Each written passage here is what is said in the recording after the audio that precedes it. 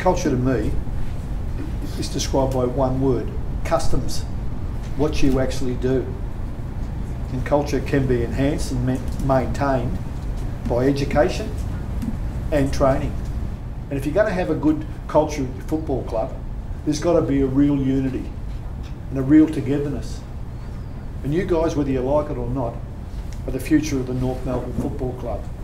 You can make it or break it by your own actions and the way you go about it. I think it's an exciting time for North Melbourne at the moment.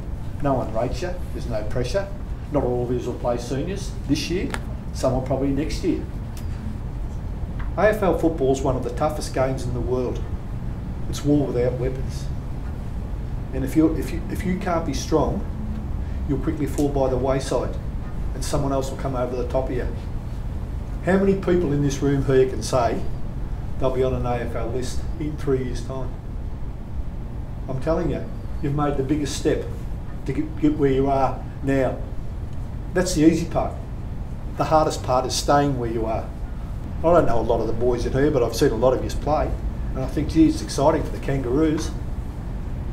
But how many blokes can honestly say they're in complete control of their destiny and they're going to be able to contribute to the culture of the football club? Can anyone in the room say that? How many blokes have really got it by the scruff of the neck and say, it's not going to defeat me?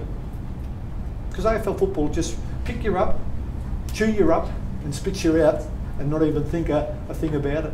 If AFL football was easy, everyone in the street would be playing it. It's not. It's tough.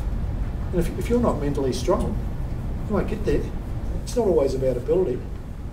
And there are plenty of blokes who have had a ton of ability, never played a game. And there are blokes who have probably got, you know, a 6 out of 10 ability, but did everything they possibly could with that ability.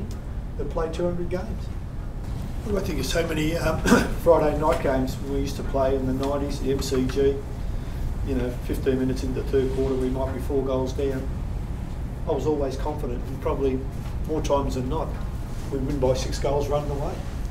And I never doubted, you know, Arch and Steve-O and Croc and Wayne, you know, Rocky, and I just think of all the blokes who would never defeat it. And while you have that strong belief in yourself, you won't be defeated.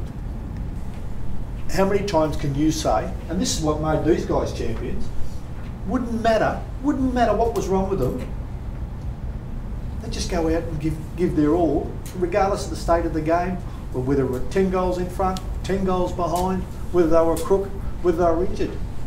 Because I reckon desire is the greatest motivating force there is. If you really want something badly enough, you can achieve it, regardless of the state of play, and regardless of how you're feeling, mentally, physically, the conditions, you just make sure you give your all. Who do you reckon is the best coach you've ever had? I'll tell you the best coach I've ever had was me.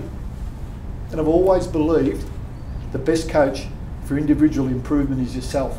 How many people assess themselves after a training session, skill session you go out in the ground? Mark yourself out of 10. How many guys say mark themselves on a weight session out of 10? How many guys, you know, mark themselves on their diet and where their skin folds are at?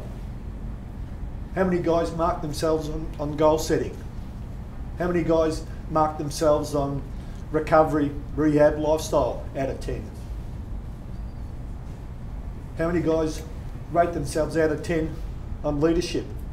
And you know, if I was playing today, I'd have a ready reckoner of all the things that I think are important about being an AFL footballer, and every week I would assess myself. And if I couldn't get a 9 out of 10, I'd know that I wasn't contributing to the culture of the football club the way I should be. And rating yourself, you are the best coach for individual improvement.